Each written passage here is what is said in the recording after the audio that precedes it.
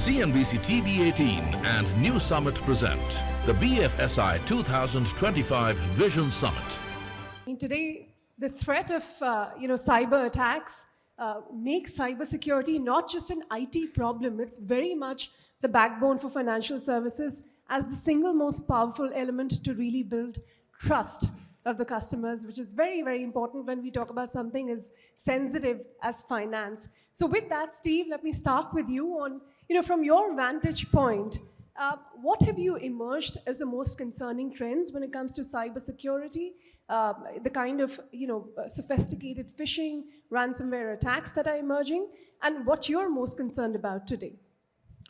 Hi, good evening, everyone. Thanks for the interesting question. If you look at the trend, let's take ransomware and phishing, right? If you look at the trend, just compared to last year, not even going way back, there's been close to 60-70% hike, increase in number of cyber attacks specific to ransomware itself. If you go by numbers, it's just not on the count, but even if you look at the demand that has happened, 5 million is the average, 5 million USD is an average demand today, which was way lower, which has gone all the way to 75 million USDs actually paid by some organizations. So that's the volume that we are talking about. $75 million paid to attackers. To an attacker. In a year. For an event, right? For that an is event. where that's the range where it has reached. Now, what is concerning from a ransomware perspective is, it's not necessarily you need to be a skilled attacker today. Given the rise of ransomware as a service and the understanding that is there between the attackers, where there's a profit sharing model. So even an unskilled attacker using a ransomware which is developed by somebody else can just go on a rampage. And that's what is happening. And that's the reason you've seen the significant increase that's there. That's number one. If you look at the trend of, initially it was encrypting your data, restricting it to, maybe data sets within the organization. Now it's gone way beyond. Now we're talking about double extortion, triple extortion, where they are encrypting your data, taking the data away, and then ensuring that your business is impacted. There is business interruption that happens. They have gone one step ahead when it comes to triple extortion. Now they are reaching out to your customers and partners and ensuring that that's impacted. So how much of a budget are you setting aside each year to deal with these kind of attackers? I think there has been a gradual increase as attacks increase. As it's not only about the attacks, but the technologies that we use today. Using Gen AI, you need to protect Gen AI, right? So there would be a substantial and equivalent increase in the investments that you're doing as well. Well, Ramesh, it's quite concerning. You don't have to be the smartest cookie in the room, as Steve was saying, to launch a cyber attack on a large organization. So tell us, as financial services increasingly are undertaking this digital transformation journey, how do you embed cybersecurity from the get-go to protect the organization and the customers? Originally, I was to say, I want to give a different answer, but then I was reading an article on my way. I think this makes, kind of a good summary. I think today, Shri Nitin Gadkari said in Parliament why, he hides his face when he goes abroad because of the number of accidents happening in the country. Okay, most of the cybersecurity incidents are actually accidents, right? And I just quote so that it is not generated by and I don't get misquoted. And he said that for things to improve, human behavior in India has to change, society has to change, and the rule of the law has to be respected. And that's reality. Okay, you have got a policy. Someone has to follow the policy, implement. People just don't do it. An accident happens. That's really the crux of the matter. Because if you see as a system, the kind of tools we use, the kind of partners we work, pretty much it's the same. And bear in mind, once in cybersecurity solutions, they're either made in the USA or made in Israel. No one else makes security solutions anywhere else. Predominantly, there could be one or two. So when you're an ecosystem where the problem is well understood, the solution is present, and the regulators are giving very clear mandates of how they will ensure that you need to be at that level. Why do we have a problem? I think the self-discipline has to drastically move, and that's why if you see in the Western world, this problem is there, but sometimes it does not get as much attention as what we do. So I think it is extremely important for us to follow the process, get the implementation in place, listen to the regulators very carefully what they expect. And once you do that, I think we can be in a different place, because one incident like what he's saying can just destroy you. Well, I don't know if it's as straightforward as that. Girish, do you agree that, the various stakeholders in the system have figured this out? You have to follow step 1, 2, 3, 4, 5, and you're going to be protected. Is that the case, or, are there accidents that can happen even if you follow step 1, 2, 3, 4, 5? So, as the insurers say, right? Sorry, I'm just referring to the earlier panel, that there are terms and conditions which apply. So, and there's always a residual risk. So even if you follow steps, accidents can happen. But what it helps is to reduce the impact of that accident. And it actually helps you to recover in a quicker time from any accident which happens, right? Because even if you're walking on a street, you're on the footpath, you never know you get dashed by some car. Because some driver feels he has privilege of driving his car on the footpath as well. Same holds for cybersecurity as well. I mean, the basic challenge that I see is the race that we have today in terms of adopting anything that gets thrown to us. So me and Rajesh, we were talking about blockchain because someone referred to blockchain. When blockchain came on the scene, everybody was so eager and they were saying blockchain is going to be the game changer. It's going to redefine everything that we do, but blockchain has died its own death. Well, the central bank is using for CBDC. But it's very, very rarely that you get to see some blockchain adoptions these days. Cryptocurrency is one, right? But that's a different story altogether. Similarly, I think what is important from a cyber point of view is cyber should not be an afterthought. It has to be part of your culture. And I honestly feel that we need to change the role. We call ourselves as CISO, but we need to call ourselves as BISO now. What does that stand for? BISO is Business Information Security Officer. Because we need to align ourselves, because many a times what happens is we look at risk from our perspective, but what business is trying to do, are we enabling them to do their business in a secure manner? Are we having solutions which will align to my business goals and to my growth strategies? That is most important.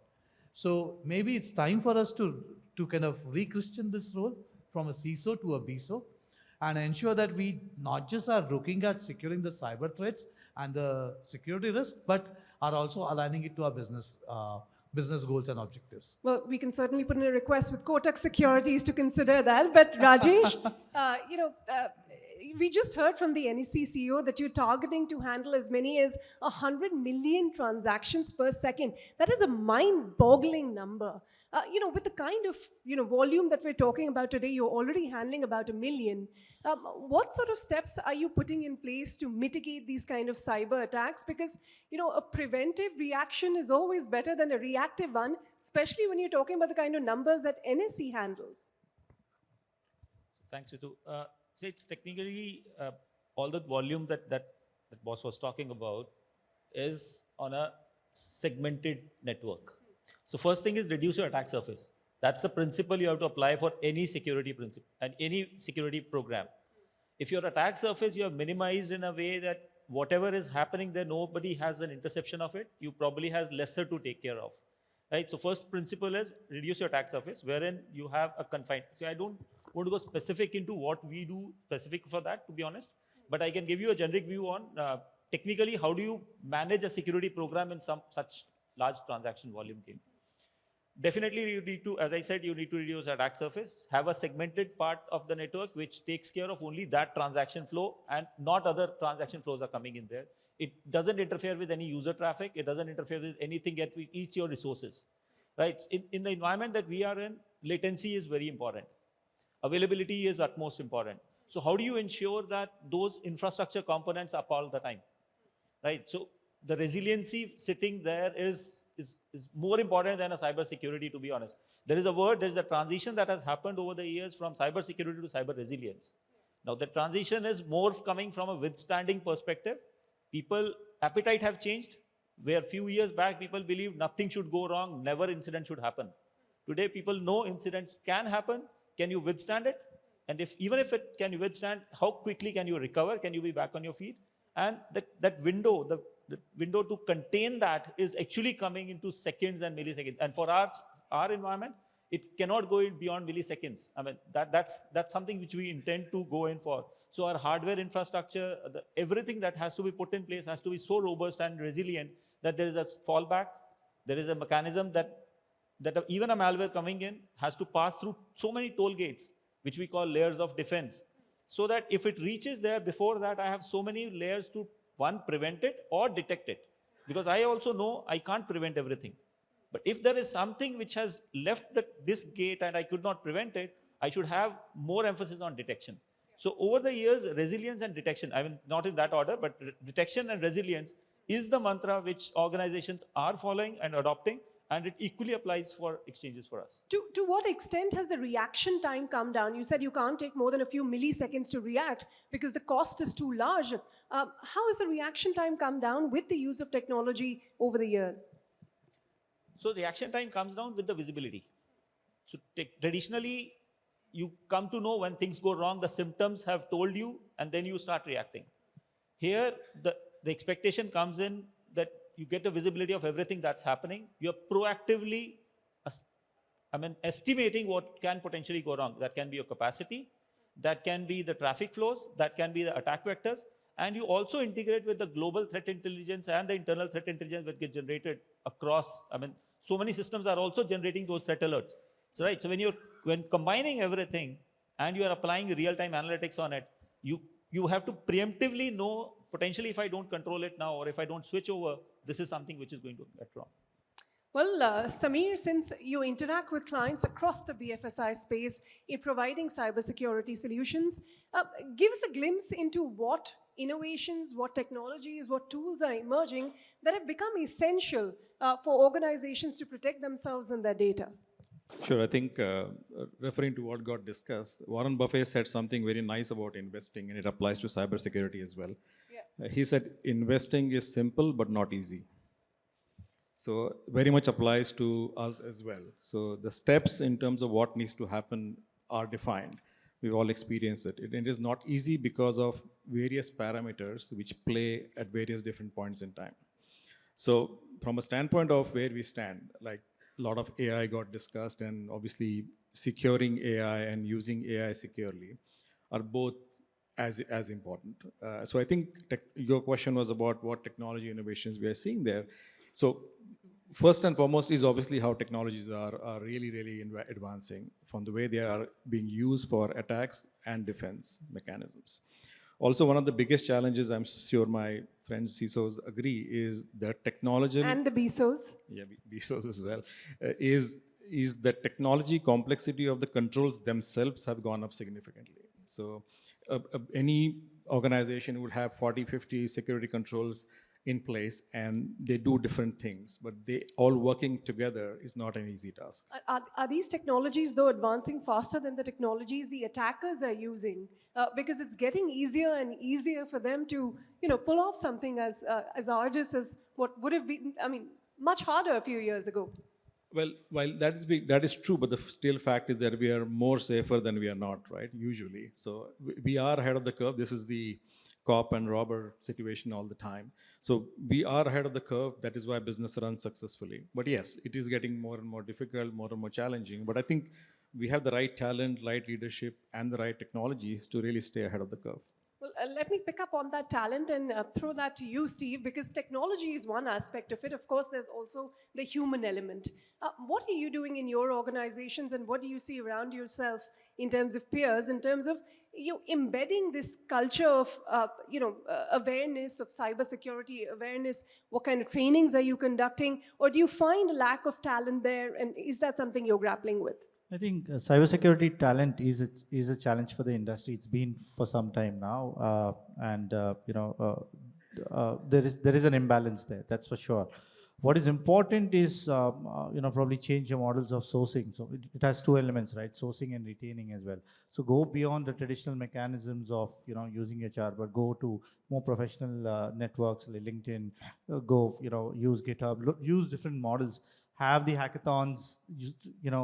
Connect with professional universities where you can go and hire those guys. It's not, typically you would not find a security function going and hiring from the top B schools, right? You would find the business function doing that, but I think that's what you need to change. From a training perspective, yes, you can have all your AI models, Gen AI models, but if you don't have the person who understands and who's defining what these models are, then it's not going to work. So training your team members is absolutely important.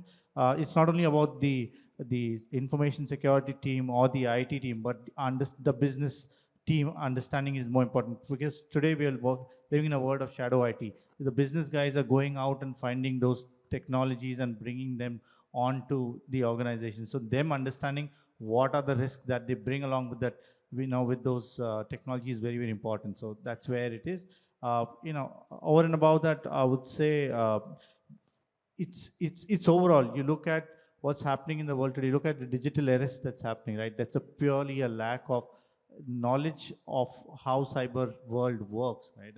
And you're seeing, the entire digital arrest economy is close to 5,000. There was a couple of days back, there was a burst that happened and spoke about 5,000 crores is what it all entails. Yeah. Well, yes, I hope, this room certainly doesn't need to be made aware of how, with digital arrest, how big a fraud that is. But, Ramesh, let me come back to you about, you were very gung-ho about how the regulator has done the right things. Everything's in place, you just need to follow the steps. But tell us about this regulatory compliance and how your own strategies, how the strategies of your peers have had to evolve to, fall in line, because whether it is Reserve Bank of India or even the SEBI, the compliance structures become stricter. We've seen the regulators take action against entities for lack of, building the IT infrastructure. So tell us how your own strategy has evolved to keep in pace with the kind of compliance requirements that you have today. Might be an answer at the industry level itself, right? See, because at the end of the day, it is very important to protect the citizens in every aspect, and especially if you are going to be in financial services, because there is always a push to sell the product more, sell it to do. There is profit based on which every organization runs. So the regulator brings in that balance of, yes, you need to service the customer, you need to make them financially inclusive. All products needs to be there, but it needs to be done in a particular way. And I always tell my people, don't look regulation as regulation, look regulation as a product feature. See, the moment you start looking regulation as a product feature, the way you develop things changes drastically, right? End of the day, we're all doing it actually is to protect the customer, because without the customer, there is absolutely no business. And I think that is the first thing we need to do, because you can't consider regulation as an overhead. And sometimes you see the regulations, it would be very basic in nature. And people do fail in audits, right? People do correction because, like what he said, it is very straightforward, but people don't follow it, right? So that would be number one. And second thing is the whole resiliency, because people know that these incidents are going to happen, right? So if you don't build redundancy for resiliency, and I'll always say again, the best thing is to see, how the human body itself is constructed, right? Actually, typically, if you have one hand, it is enough. You don't need two hands. You can do a lot of things. But in the event one hand goes, and if you have only hand, you get into problem. And it is a very expensive affair. Huh?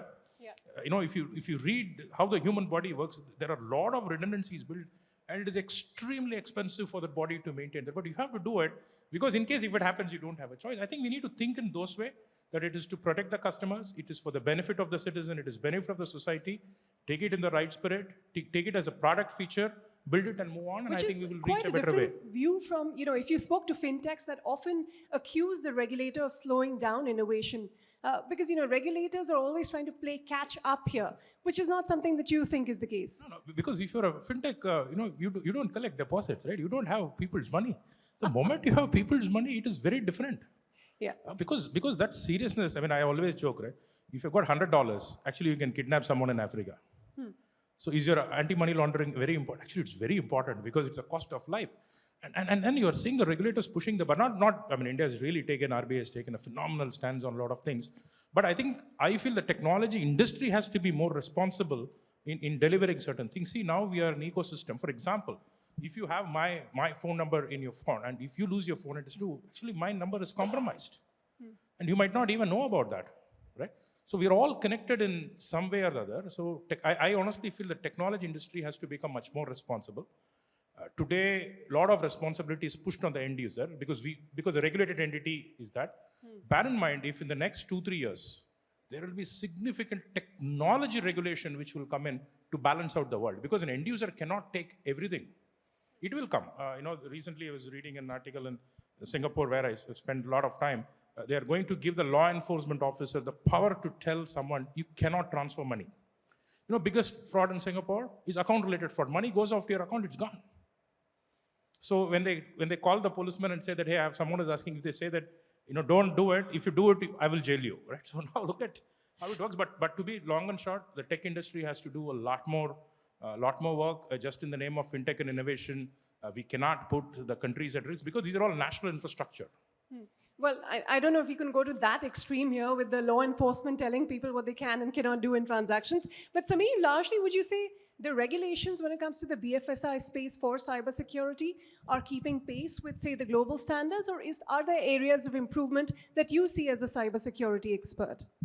No, I think obviously there are areas of improvement. There's no regulator in the room, so you can be honest. Yeah, but I think we all work with regulators, right? And I think we all will agree that by and large, it is what they do is the right thing. Now, everything has an area of improvement for sure. I think nothing is that which cannot be improved. But what I like to see is, and what I'm seeing is, the regulations are also changing as technology is changing. So not just the regulation, even the best practices like NIST and so on and so forth, which we all rely on, and in fact, all our frameworks as well as regulators rely on them. They are also changing and adapting to newer technologies. And I think it's very loud and clear that yes, it is changing for sure. Well, Rajesh, quick word. A lot of the solutions in the market today and what you all are doing is around the threats that we know of today. How do you future-proof, because we're talking about what next, we're talking about what's emerging, how do you future-proof yourself against something you don't even know exists today? How do you tackle those kind of problems? Yeah, I think that's a problem of a CISO. CISOs, the biggest problem that we keep struggling is those unknown risks. We call it unknown unknowns. Yeah. Okay, we don't even know what needs to be protected. But the key thread which we need to be careful, and if we manage that right, you actually will mitigate a lot of things going wrong. And somebody mentioned in the earlier panel as well is the cyber hygiene. You don't need tech stacks, you don't need sophisticated tools. While with all respect to all the vendor, and NuSummit actually would be lining up a lot of tools there. But with all respect to them, the basic problem that comes up if you analyze most of the breaches or incidents, it originates with some basic cyber hygiene lapse. If we emphasize on that, at least 70% probability you have actually knocked off, which may be the behavior user's ignorance, which may be a tool which you bought the best class tool, but you don't configure it right. You did not even challenge your own controls. You defined something 3 years back, and today also you're defending that. So the moment you at least set those things right, you are slowly, gradually coming to what would be the ideal security posture. Plus, you have to keep augmenting the tech stack. I mean, for example, we have discussed AI. Now, AI can help attackers. It can also help defenders, right? So how much can a defender use AI to proactively know? For example, you were asking on the volume and the speed. Generally, human intelligence cannot process so many transactions. An AI machine can. The number of transactions, number of false positives which typically would come in, all that you will also have to keep pace with some of those tech stacks which technology may be using for transformation, business may be using for business enablement. Security also has to use those tools to cut those attacker patterns or to identify proactively. So I think the other thread which proactively you have to be careful is, over the years, most of us have evolved security solutions point in time. You have this problem, bring in a solution. You have another problem, bring in a solution. There's a regulation, we bring a solution. Yeah. So we bought solutions, but they don't talk to each other. And that's what Sameer was also mentioning, somewhere on consolidation of all these tools together would give you a visibility, even if it's an emerging threat. If it's happening in your environment and you can proactively see that in a correlated word, you can be much better prepared for what you need to protect. The last one is get as much visibility of the environment. And these words, to be honest, I have been a big fan of CISOs to be aware of what's happening. I remember some of the interactions which I had in 2015-16, I used to say visibility will be a game changer. But I think today, that time, in my mind, I used to have assets, visibility of assets. If CISO knows his asset, probably he can protect something. Today, it has gone much granular. I need to know the traffic. I need to know the intelligence, not only internal, but external. And that's something which you set up observability or a visibility platform within the organization which can tell you much ahead of what is going to go wrong. Yeah. You can set right without being bothered about what is causing it. And participate with the business plans. Do enforce secure by design. So don't think that things will go wrong and then you will correct it. Because if you perform some of these basic things, I think a CISO's role is 90% resolved. 10%, yes, things can still go wrong. You have to be ready for it. If things go wrong, hold it, contain it, and recover from it. Well, Girish, if you'd like to complete that thought on how you really build this watertight ship, that there are no leakages, you're checking all the boxes, there are no silly errors that have led to some kind of cyber attacks, knowing your system well, knowing the traffic, everything that Rajesh spoke about, what do you think would be your advice or the areas of improvement that you see? Rajesh has already said a lot of stuff. But if I have to put it in my views, right?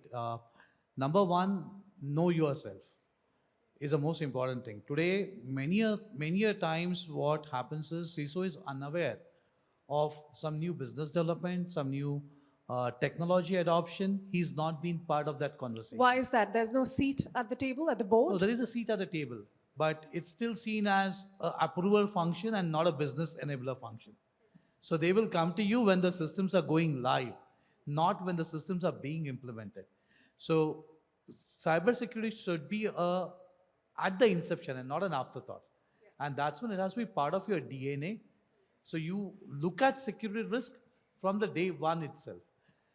Second thing which I feel CISOs need to adopt is not just look at technology, because as Rajesh rightly pointed out, right? Point-in-time solutions, too many technology stacks. Start looking ahead. Start looking at, see, I'll give you an example, right? One of the organizations that I worked for before I got into this role, we implemented something for our mobile banking application, which was way before the regulator asked us to implement it. So we should not be waiting for someone to give us an impetus or a push to do something what is right. You should proactively look at the risk and do what is right for your customers. Keep the customer's interest in focus, keep the data and the risk that can impact your customers in focus, and do the things which are right. It's like Ramesh also mentioned, right? Regulators have said a lot of stuff, but those are something absolutely very basic. Those need not be reiterated. It's not the letter of the law, but the spirit of law, which is more important. I think the second part is on the technology front, right? Too many technology solutions. Everybody claims that this solution is going to transform you, is going to protect you. Absolutely watertight container. Now no leaks will happen, but believe me, that's not going to happen. Even if you are given best of the technology solutions, you really don't know how to operate it. You don't know how to synergize various technologies that you have at disposal. You will still be a failure. Okay, Steve. So to summarize it, right, 4 words is what I would focus on. 1, define what are your risks. What is that you're going to protect? What are your success factors and how are you going to measure yourself? Number 2, optimize. And optimization happens at every level, at technology stack, at your people level, at your whole process policies level. Number 3, synergize. Everybody is working in silos today. Build that synergy, right? And number 4, automate, because that is what will reduce the time to respond for you. Okay, I think that's lots of food for thought for especially some of the CEOs that are in the room. But Steve, final thoughts since we've run out of time. What is the one biggest change you'd like to see, whether that is cultural, the problem of plenty with technology, or even regulatory, that would really move the needle when it comes to strengthening or building a resilient institution? I think the culture is the most important among these 3, if you say, because end of the day, no matter what you do, whether you want to meet a regulatory requirement, whether you want to deploy a technology, your investments will fall in place. But if you don't have the culture top down and don't have everybody having the same goals in mind, it's going to be difficult to execute. Well, on that note, Rajesh, Steve, and all the gentlemen here, Girish, Ramesh, and Samir, thank you very much for candidly sharing your thoughts, and thank you all for being a wonderful audience and listening in. Thank you very much.